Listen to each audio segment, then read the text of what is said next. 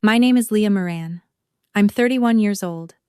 3 weeks before my father's 60th birthday party, my mother called to tell me I wasn't welcome. Not because we'd fought.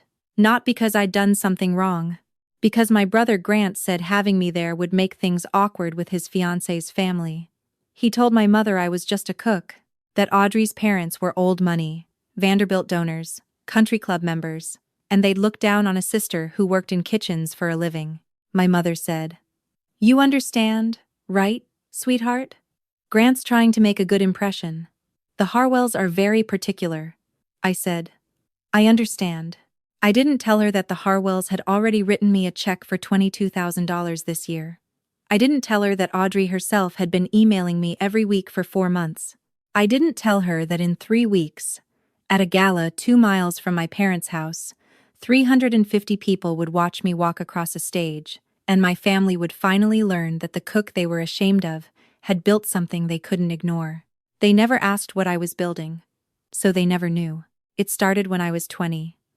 I was sitting in the living room of my parents' house in Brentwood, Tennessee, a subdivision of brick colonials and manicured lawns 20 minutes south of Nashville. The TV was on. My father was in his recliner watching the Titans game. My mother was scrolling through her phone. Grant was in the kitchen microwaving leftover pasta. I said, "I'm dropping out of Belmont. I'm enrolling at Nashville Culinary Institute." My mother looked up. My father muted the game. "Culinary school," my mother said. "Not a question, a verdict. I want to be a chef," I said. "I start in February." My father rubbed his forehead. "Leah, chefs work nights, weekends, holidays. You'll never have a normal life." My mother put her phone down. "Sarah's daughter just got accepted to the nursing program at Vanderbilt. Brandon Keller is starting law school at UT in the fall. Just other people's children, doing more respectable things." Grant came out of the kitchen with his pasta. "You're going to cook for a living? Like in a restaurant?" "I want to build something around food," I said. He shrugged. "Good luck with that." My mother touched my arm.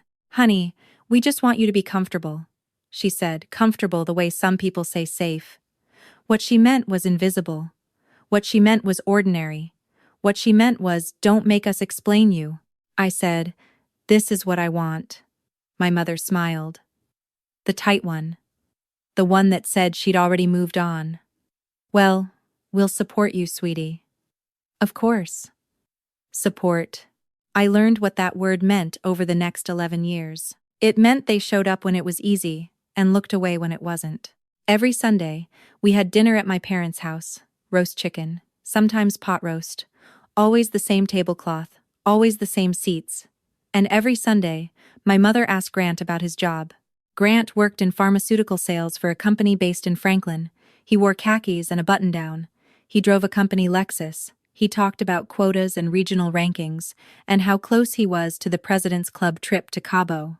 They ate it up. My father would nod, lean forward, ask follow-up questions. My mother would beam. "Grant, that's wonderful. Grant, we're so proud." Then she'd turn to me. "How's the restaurant, honey?" That's all. Not "What are you cooking?" Not "What did you learn today?" Not "Tell me about the menu you're designing." Just "How's the restaurant?"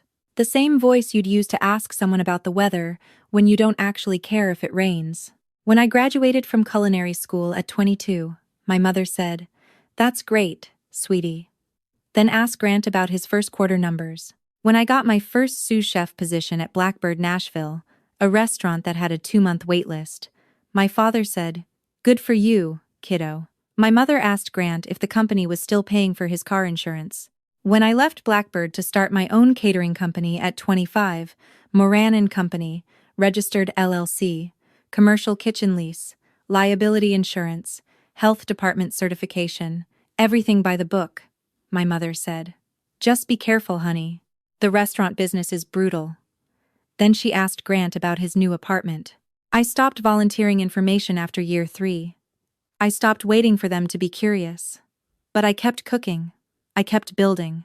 And by the time Grant called me just a cook, Moran and Company had catered 147 events, employed 23 people, and brought in $1.6 million in revenue last year. I personally cleared $168,000 after payroll, rent, and expenses. Grant made $74,000 selling cholesterol medication. But every Sunday, my mother asked about his quota. And every Sunday, she asked me, "How's the catering, honey?" The call came on a Wednesday evening, September 11th. I'd just gotten home from a tasting at our commercial kitchen on Dickerson Pike. My chef's coat was draped over the passenger seat, stained with pomegranate reduction and smelling like rosemary. I had flour under my nails and a burn on my wrist from a sheet pan I'd grabbed without a towel because I was moving too fast, the way I always do when I'm testing a new menu. My phone rang. "Mom, Wednesday wasn't a calling day. We talked Sundays, and even then it was brief." "Hey, Mom." "Hi, sweetheart." That voice, careful, measured, the one she used when she was about to deliver bad news wrapped in sweetness. "How are you?" "Fine. Just got home. What's up?" "So, your father's birthday." She paused. "We're planning the party for October 5th. At the house. And I need to talk to you about it." I set my keys on the counter. "Okay. Grant is bringing Audrey. This is the first time her parents are meeting us. The Harwells. And Grant's a little nervous about the impression." I waited. He was hoping maybe this year it could be more of an intimate thing. Just the immediate family and the Harwells. "Keep it small." "I'm immediate family," I said.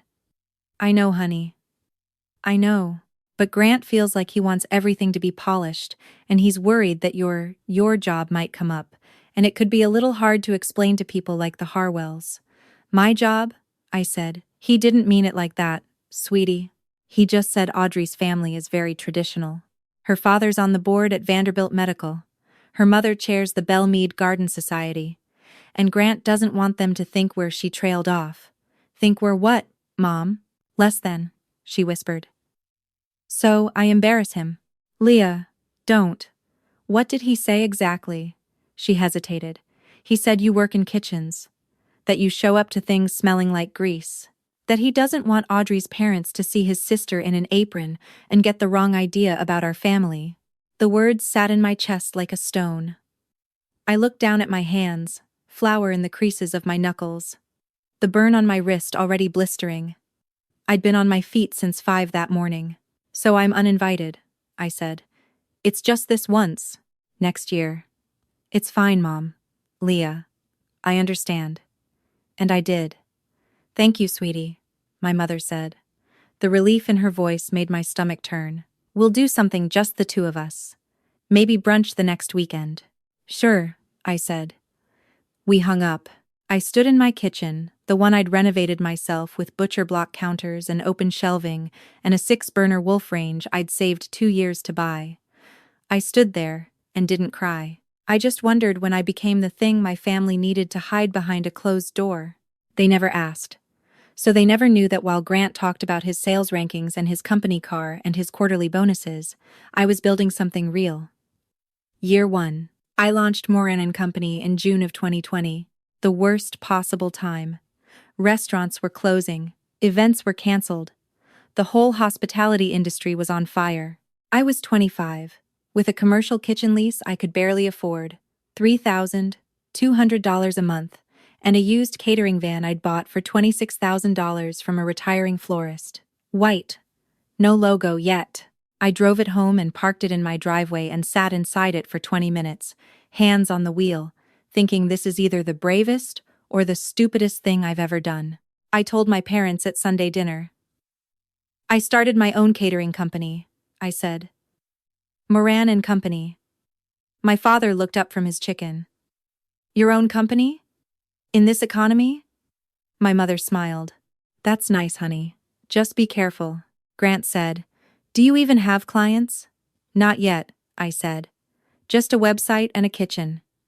He nodded, already looking at his phone. "Cool." My mother turned to him. "Grant, tell us about the conference in Memphis." Year 2. By the end of year 2, I'd catered 31 events. Small ones mostly. Birthday parties, bridal showers, a retirement luncheon for a law firm in Green Hills that led to 3 more bookings. I hired my first employee. Rosa Gutierrez. She was 48, had worked in restaurant kitchens for 20 years, moved from Puebla when she was 19. She was faster on prep than anyone I'd ever seen, and her mole was transcendent. I told my parents. I hired someone, I said. Rosa. She's my prep chef and Sue's. That's wonderful, honey. My mother turned to Grant. Did you hit your sales target this quarter? Year 3. I landed my first $50,000 contract. A corporate retreat for a tech company at a resort outside of Gatlinburg. 3 days, 200 people, breakfast, lunch, and dinner, plus cocktail receptions. I was terrified. Rosa looked at me in the kitchen at 4 a.m. the day we left, and said, "We've done harder things with less. Let's go." We nailed it. The CEO emailed me personally afterward. Best food we've had at any company event. Period.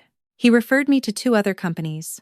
By the end of year 3, I had 9 employees and $480,000 in revenue.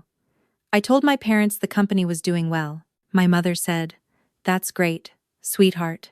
My father said, "Just make sure you have health insurance." Grant said he'd been invited to the pharmaceutical industry gala in Atlanta. Black tie, he said. My mother beamed. Year 4. I moved into a bigger kitchen, hired a pastry chef, 2 more line cooks, and a full-time event coordinator named Jess, who handled client communication so I could focus on menus and execution. Revenue crossed $900,000. I bought a small brick house in East Nashville, 1,200 square feet, needed new floors and a kitchen gut. I renovated it myself over 5 months with Rosa's husband Carlos, who did tile work on weekends. I spent $196,000 on the house. It appraised at $270,000 when I finished. My parents visited once. My mother said, "It's charming, honey. Cozy." My father opened the oven. "Wolf range. Those aren't cheap." "I know," I said. That was the most interest he'd ever shown in anything I owned. Year 5. This year, 2025. Moran and Company was projected to bring in $1.9 million. 23 employees. 3 catering vans. All white, all with the logo now. Elegant. A simple M and C in dark green with a sprig of rosemary. We'd catered 147 events. Average contract value $12,800. Our biggest contract to date was $68,000, a 3-day wedding weekend at Cheekwood Estate for a family from Atlanta. The bride's mother told me afterward, with tears in her eyes, that the food was the only thing her daughter specifically mentioned in her thank you speech. That got us noticed. That got us on the Nashville Hospitality Association's radar. And in August, I got an email saying I'd been nominated for Caterer of the Year, under 35. I read it 4 times. I told Rosa. She cried. I told Jess. She screamed. I didn't tell my parents. In May, I'd gotten an email from an event coordinator named Audrey Harwell. She worked for a luxury planning firm called Sterling and Grace. She was putting together a charity dinner for the Vanderbilt Children's Hospital Foundation and needed a caterer who could handle 180 guests at the Parthenon event space. She'd seen our work at Cheekwood. Her email was professional, warm, specific. She knew exactly what she wanted. Farm-to-table Southern, elevated but not pretentious, allergy-conscious, a dessert station, not a plated dessert, because she wanted people to mingle. I liked her immediately. We met at my kitchen in June. She walked in wearing a cream blazer and ballet flats, carrying a leather planner the size of a textbook. She was 27, precise, sharp, the kind of person who noticed when a napkin fold was a 1/4 inch off. She walked through my kitchen, tasted 3 sample dishes, asked detailed questions about sourcing and plating, and whether we could accommodate a raw bar alongside the main stations. "This is exactly what I've been looking for," she said, standing by the pass, watching Rosa plate a test run of seared duck breast with blackberry gastrique. "I've worked with 6 caterers in Nashville. You're the first one who made me stop thinking about logistics and start thinking about the food." "Good," I said. "That's the whole point." We signed a $22,000 contract. She communicated with Jess for logistics and with me directly for menu development. In her emails, she addressed me as Leah or L, Moran, owner. On site, I wore my chef's coat. My hair pulled back. Clogs that were permanently stained with whatever sauce I'd been testing that week. I ran the kitchen. I directed the team. She probably assumed I was the head chef who also happened to own the business, which was true, but she didn't grasp the scale. She saw a woman in a kitchen. She didn't see the woman who signed the paychecks for 23 people. She didn't ask. I didn't correct her. In July, during a tasting for the charity dinner menu, Audrey mentioned she'd started seeing someone. "That's great," I said, not really listening. I was adjusting the seasoning on a butternut squash bisque. "He's in pharma," she said. "Works for a company in Franklin. Travels a lot, but when he's home, he's really present." "That's nice," I said. I tasted the bisque. More nutmeg. She didn't say his name. Professional boundaries. It wasn't my business. And I didn't know, not then, that she was talking about Grant. I didn't know that when Grant described me to Audrey, he said my sister works in kitchens. I didn't know he called me the family disappointment when he'd had 2 beers. I didn't know that Audrey, when she heard works in kitchens, pictured someone on a line, sweating over a flat-top grill, not someone running a company that had catered events for her own family's foundation. They never asked, so they never knew, and the silence was about to collapse in the most public way possible. The charity dinner went flawlessly. September 14th. The Parthenon glowed under string lights. 180 guests in cocktail attire eating food. My team and I had spent 3 weeks perfecting. Audrey was radiant, managing the event like a conductor. At the end of the night, the foundation director stood at the podium and thanked Moran and company by name. The room applauded. Audrey caught my eye across the room and mouthed, "Perfect." I smiled, went back to the kitchen, broke down the stations, drove the van home at midnight, smelling like smoke and caramelized onions, exhausted and proud. 2 weeks later, my mother called to uninvite me from my father's birthday, October 5th. My father's 60th birthday. I woke at 5, same as always. Made coffee in my pour-over, black, no sugar. Stood at the kitchen window watching the sky lighten over East Nashville. The trees were just starting to turn, the maples along my street dropping the first yellow leaves onto the sidewalk. 62 degrees. Clear. It was my father's birthday, and I had nowhere to be. I thought about calling a friend. I thought about going to a restaurant alone, sitting at the bar, ordering a glass of wine, and pretending it was just another Saturday. Instead, I drove to the kitchen. Our commercial kitchen on Dickerson Pike, the one I'd leased 5 years ago when it was just me and a dream and a van with no logo. I unlocked the door at 6. The kitchen was dark, cold, stainless steel surfaces gleaming under the emergency lights. I turned on the overhead fluorescents, started prepping for Monday's event. A corporate lunch, nothing fancy, 60 people, roasted chicken with herb jus, seasonal vegetables, a lemon tart for dessert. I broke down 2 cases of chicken, trimmed, seasoned, portioned. My hands moved on autopilot. Knife work is meditation for me. The rhythm of it, the precision, the way the blade meets the board in that satisfying thok, it quiets everything else. I worked until 2 in the afternoon. Then I sat on the loading dock behind the kitchen, legs dangling, eating a sandwich I'd made from leftover focaccia and prosciutto, watching trucks pass on Dickerson Pike. My phone buzzed, a text from Grant. "Happy birthday to Dad. Hope you're having a good day. Not wish you were here. Not I'm sorry." Just a text that pretended nothing had happened. I didn't reply. I finished my sandwich. Went back inside. Cleaned the kitchen until it gleamed. Drove home at 4. My neighborhood was alive with weekend noise, kids on bikes, someone grilling on a porch, music drifting from an open window. I went inside, showered, put on sweats, sat on the couch with my laptop, reviewed the budget for the next quarter, updated the client proposal for a December wedding, answered emails. At 9, I closed the laptop and went to bed. I didn't feel sorry for myself. For the first time in years, I wasn't performing. I wasn't sitting at a table pretending it didn't hurt when they asked Grant about his sales trip to Cabo and asked me, "How's the catering, honey?" I was free. And in 2 weeks, they'd see why. The Nashville Hospitality Association's annual gala took place on Saturday, October 19th, at the Omni Hotel downtown. I arrived at 6. The parking garage was filling up. I recognized vehicles from other catering companies, restaurant groups, hotel chains. I parked my truck, a white Ford F-150 I used for site visits, not the van, and sat there for a moment, engine running, heat on even though it was 58 degrees, because my hands were cold and I needed a minute. I was wearing a black dress I'd bought at a boutique on 12th South 3 days ago. Simple, fitted, no jewelry except my grandmother's gold studs. My hair was down, blown out, falling past my shoulders.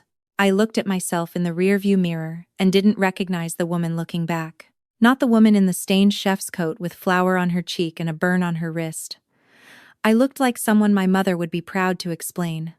I hated that I thought that.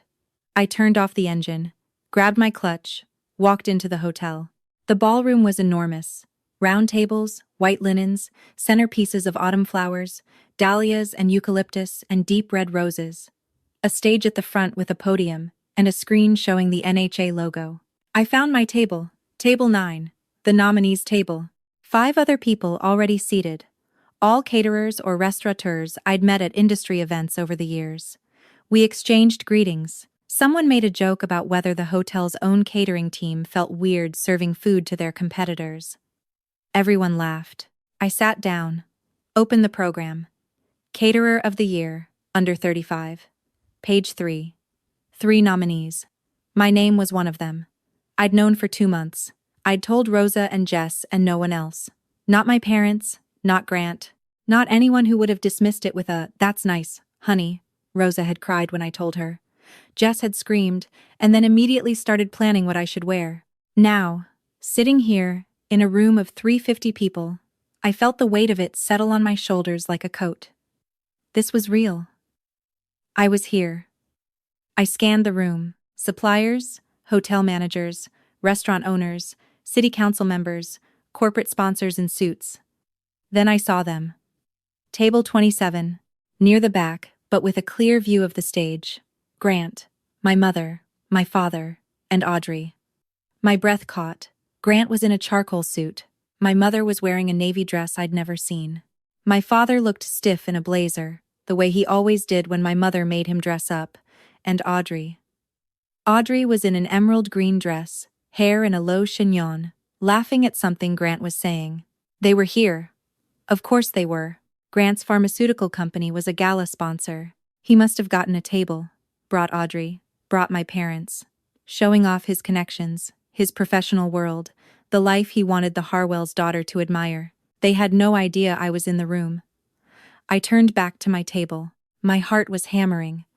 This was about to get very complicated. Dinner was served at 7. Seared salmon, roasted potatoes, asparagus, better than the usual rubber chicken, but I couldn't taste any of it. I was watching table 27. My mother touched Audrey's hand, the way she does when she's charming someone. My father was nodding along, smiling more than I'd seen him smile in months. Grant looked proud, chest out, arm around the back of Audrey's chair. This was the version of our family he wanted to present. Successful, polished, complete, without me. At 7:30, the MC took the stage. A man in his 60s, president of the NHA, silver hair, deep voice. "Good evening, Nashville," he said, and the room quieted. "Welcome to the 38th Annual Nashville Hospitality Awards. Tonight, we celebrate the people who make this city one of the greatest food and hospitality destinations in America." Applause.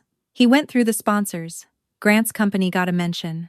I watched Grant sit up straighter, lean over to whisper something to Audrey. She smiled. Then the MC said, "Let's begin with one of our most exciting categories. Caterer of the Year. Under 35. My hands went ice cold under the table. At table 27, Audrey straightened. She was an event planner. This was her industry. This category mattered to her. This award recognizes a caterer who has demonstrated exceptional growth, culinary excellence, and client satisfaction, all before the age of 35. This year's nominees represent the future of Nashville hospitality. A slide appeared on the screen. 3 names. Derek Sullivan, Sullivan Events, Leah Moran, Moran and Company, Priya Kapoor, Kapoor Kitchen and Co., my name. 40 feet from my family. I watched it happen in slow motion. Audrey saw the screen first. Her body went rigid.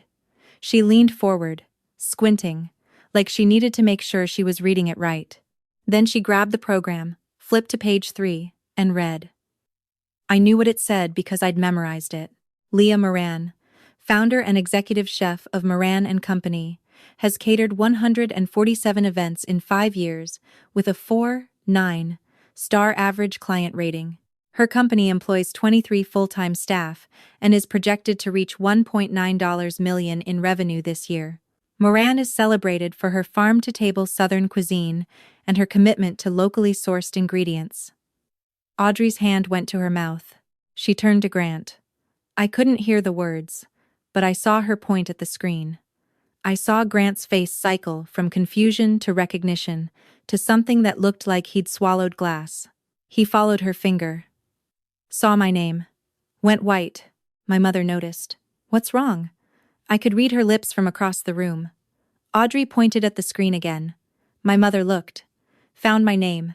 Her hand flew to her pearls. My father followed their gaze, squinted at the screen, and then sat very still. At table 9, I didn't move. The MC was still talking. The selection criteria include revenue growth, culinary innovation, and demonstrated impact on Nashville's hospitality community.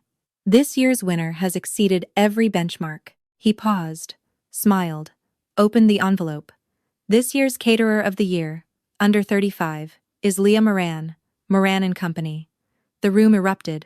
A spotlight found me. I stood. My legs felt like they belonged to someone else, but I stood. My table erupted. Handshakes, applause, someone squeezing my shoulder. I saw Rosa in the back of the room. She'd come as my guest, standing, clapping, tears streaming down her face.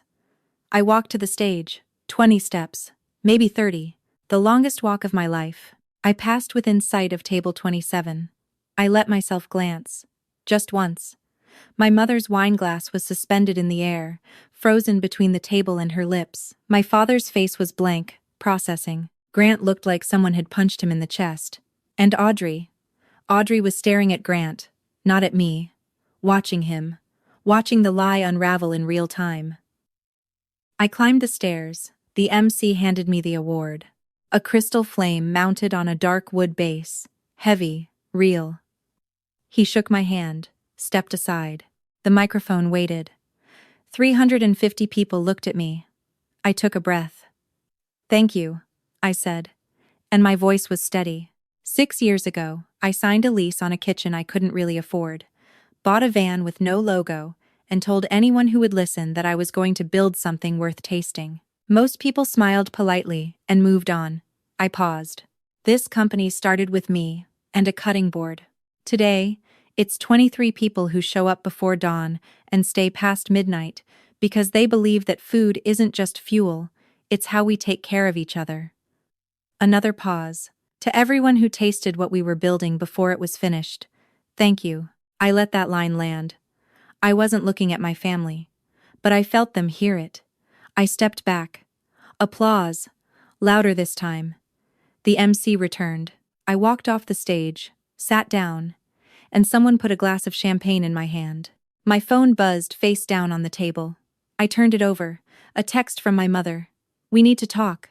I put the phone down. The awards ended at 8:30. People milled around with drinks. I was talking to a sommelier I'd worked with on the Cheekwood wedding when I saw my mother approaching. Fast. My father behind her, looking like a man walking into a room he wasn't sure he was allowed to enter. Leah, my mother said. We had no idea.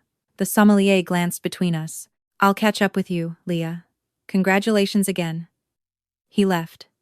My mother stood in front of me, clutching her small navy purse like it was the only thing keeping her upright.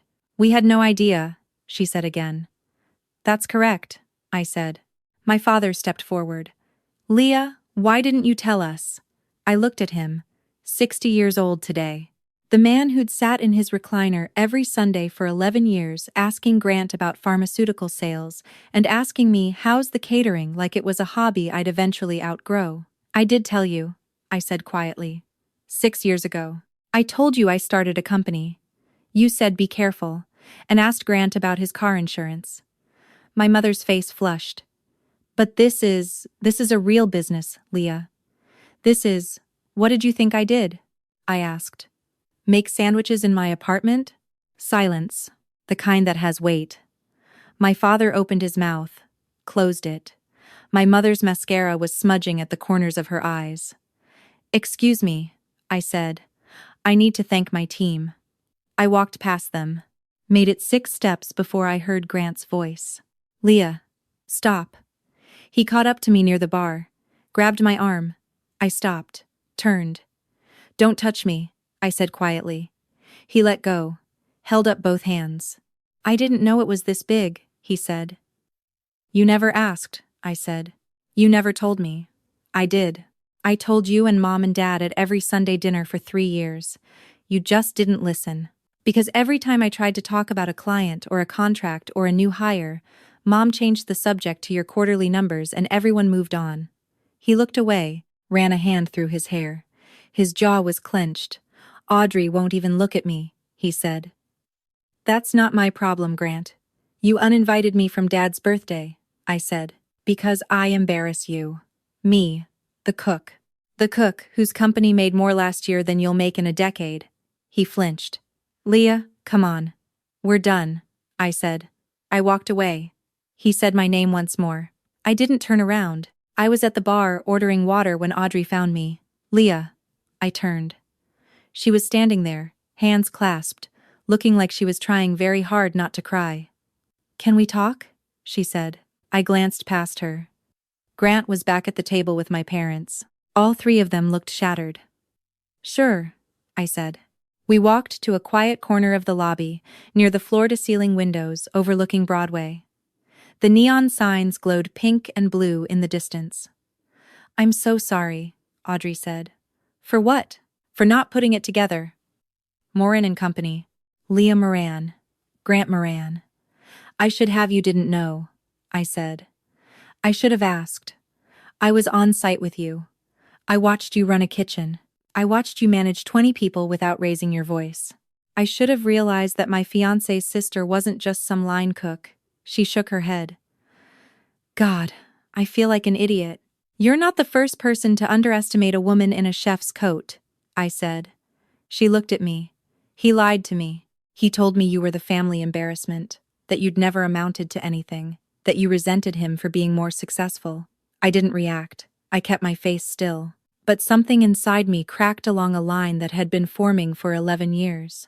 She continued. When I heard works in kitchens, I pictured someone, I don't know, someone flipping burgers. Not someone whose food I served to 180 guests at a charity dinner and got a standing ovation. She reached into her clutch and pulled out a business card. Her own, Audrey Harwell, Sterling and Grace Events. She handed it to me. I have 3 events next year that need a caterer, she said. Call me when you're ready. Professional only. I took the card. Thank you, I said. She nodded. You deserved this 6 years ago. I'm sorry it took the rest of us this long to see it. She walked away. I stood there, holding her card, watching the neon glow of Broadway through the glass. My mother caught me in the lobby on my way out. Leah, please. I stopped. She was standing there with my father, both of them looking smaller than I'd ever seen them. Can we take you to dinner? She asked. To celebrate? Your father's birthday and your award. We could, I looked at her. Really looked. She was 57. She'd worked as an office manager at a dental practice for 22 years. She'd never been promoted. She'd watched younger people with degrees get handed opportunities she'd earned 3 times over. She'd pushed Grant and me toward careers that looked successful from the outside because she thought appearance was protection.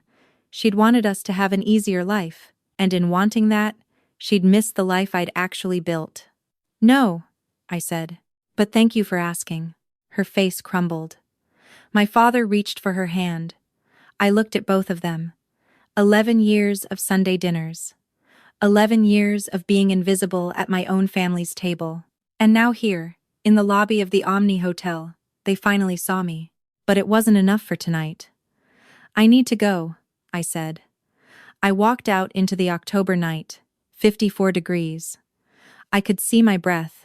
I walked to my truck, got in, set the Crystal Award on the passenger seat where my chef's coat usually sat. Started the engine. The dashboard glowed. The heater hummed. I sat there for a minute, hands on the wheel, looking at the award. Caterer of the Year, under 35. Leah Moran. They spent 6 years not seeing me. Tonight, I made sure they couldn't look away. The email from my father came 4 days later, Wednesday morning, 5:47 a.m. Subject line: I'm sorry, Leah. I've been trying to write this since Saturday night. I don't know how to say it, so I'll just say it. We failed you. I sat at that table on Saturday and watched my daughter's name on a screen in front of 350 people, and I realized I don't know who you are. I don't know what you've built. I don't know what you've accomplished. And that's my fault. I asked Grant about his sales numbers every Sunday because I understood sales. I didn't understand what you were doing because I never tried to. I'm ashamed. I'm proud of you. I should have said that 6 years ago. I'm sorry, Dad. He signed it Dad. Not Richard. Not R. Moran. Dad. He hadn't signed anything that way in years. I read it 3 times. Set the phone down. Stared at the ceiling. My mother texted at noon. Can we meet? I replied. Coffee. Friday. Frothy Monkey on 12th. 9 a.m., she replied instantly. I'll be there. Grant left a voicemail at 3. His voice was shaky. Leah, it's me. I know you don't want to hear from me. I don't blame you. I need to say this. I was jealous. I've been jealous for years. You had the guts to do something real, and I just followed the safe path and told myself it made me better than you. It didn't. Audrey gave back the ring. She said she couldn't marry someone who'd hide his own sister. She's right. I'm sorry. I don't know if you'll ever forgive me. But I'm sorry. 4 minutes, 11 seconds. I listened twice, then put the phone down and went back to work.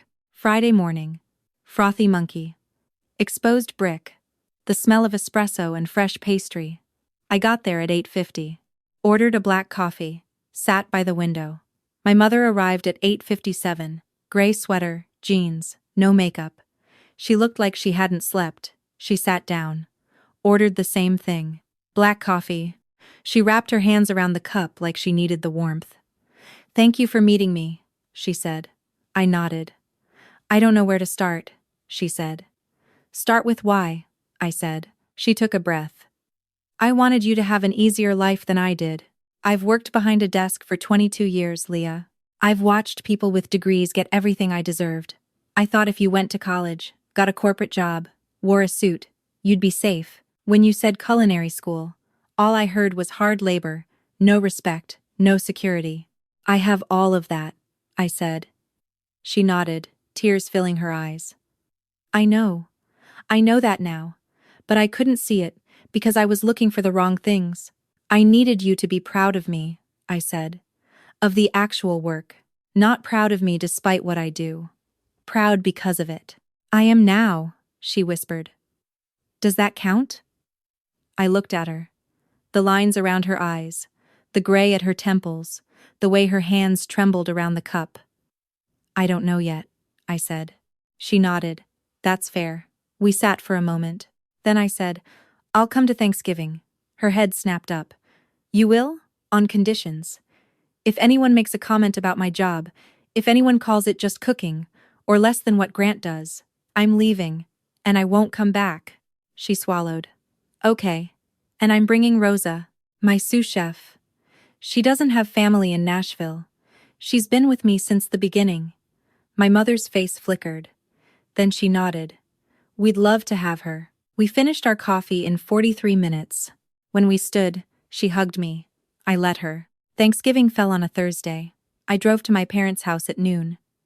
Rosa in the passenger seat, holding a dish of her mole negro on her lap, because she refused to show up empty-handed. You sure about this? She asked. No, I said. But we're doing it, she laughed. We pulled into the driveway. Same brick colonial. Same wreath on the door. My mother answered. Hugged me. Longer than usual. Then turned to Rosa. You must be Rosa. I'm Diane. Please come in. Rosa shook her hand. Thank you for having me, Mrs. Moran. Please, call me Diane. Is that mole? It smells incredible. The house smelled like turkey and cornbread. My father was setting the table. Grant was on the couch, quiet, not looking at his phone for once. He looked up when I walked in. Our eyes met. He didn't smile, just nodded. I nodded back. We sat down to eat at one. 6 of us. My parents, Grant, me, Rosa, my Aunt Claire. Halfway through the meal, my father set down his fork and said, Leah, tell me about this new wedding contract Jess mentioned. I stared at him. He'd called Jess. He'd asked, It's a February wedding, I said. 200 guests. The bride wants a Southern Asian fusion menu. We're doing a test tasting next week. That sounds challenging, he said. In a good way. It is, I said. In a good way. My mother asked about the sourcing. Whether we use the farms in Wilson County. How many staff I'd need. Real questions, I answered without guarding every word. It felt strange. Good, but strange. Grant was quiet through most of dinner. At 2:30, I stood. We're heading out, I said. My mother walked me to the door. Thank you for coming, she said. Thank you for asking real questions, I said. She smiled, hugged me. I hugged her back. Rosa and I drove home. That wasn't so bad, Rosa said. No, I said. It wasn't. Not perfect, but a start. March 2026. I was standing in the commercial kitchen at 6 in the morning, reviewing the prep list for a 300-person corporate gala that weekend. The biggest single event we'd ever booked. 74, zero contract. Rosa was beside me, tying her apron, already in motion. We're going to need more dill, she said. I'll call the farm, I said. My phone buzzed. A text from my mother. Not a Sunday, a Thursday. Good morning, sweetheart. Dad and I were talking and we'd love to come see the kitchen sometime, if that's okay. Would that be okay? I looked at the message, then at the kitchen around me. 23 people would be in this room by 7, stainless steel gleaming, the walk-in humming. My name on the door, on the vans, on the aprons, on the award that sat on the shelf above my desk, catching the fluorescent light like a small crystal flame. Yeah, I typed back. I'd like that. I put the phone down, picked up my knife, got back to work. My mother called on a Tuesday afternoon in March. Not Sunday, Tuesday, 2:30 p. Hey, Mom. Hi, honey. How are you? Good. Just finished a menu review. What's up? Nothing. I just wanted to hear your voice. A pause. How's the corporate gala coming? Good. Biggest event we've ever done. 300 people. That's incredible, Leah. She meant it. I could hear it. Not the polite version. Not the checking a box version. She meant it. Thanks, Mom. Your father wants to know if we can come watch the setup. He said he wants to see the operation in action. I smiled. Yeah, I said. I'd like that. We talked for 14 minutes. She asked about the menu, the logistics, whether the clients were happy. I answered without bracing for dismissal. It felt new. When we hung up, I sat at my desk for a moment. Through the kitchen window, I could see Rosa prepping, Carlos helping with deliveries, Jess on the phone with a vendor. The award on the shelf caught the light. I thought about the phone call 7 months ago. The disinvitation. The quiet devastation of realizing my own family thought I was something to hide. I thought about the gala, the spotlight, the look on their faces when they finally saw what I'd built. I thought about coffee with my mother, the emails, the slow, careful reconstruction of something that had been broken for over a decade. They didn't fix everything. Grant and I barely spoke. My parents still asked questions that showed how little they understood about what I did. But they were trying. And that was enough. I used to think I was building a catering company. Turns out I was building proof. Proof that I was worth listening to, worth seeing, worth asking about. I don't need that proof anymore, but I'll keep building anyway, because I love the work. And that's the part they're finally starting to understand. I picked up my knife, went back to the cutting board. The kitchen hummed around me. My hands, scarred from burns and rough from years of blade work, moved with the precision that comes from doing something 10,000 times. They didn't invite me to my father's birthday because they were ashamed. Now they ask when I'm coming over because they're proud. It took an award and a room full of strangers to get us there. But we got there, and that's enough.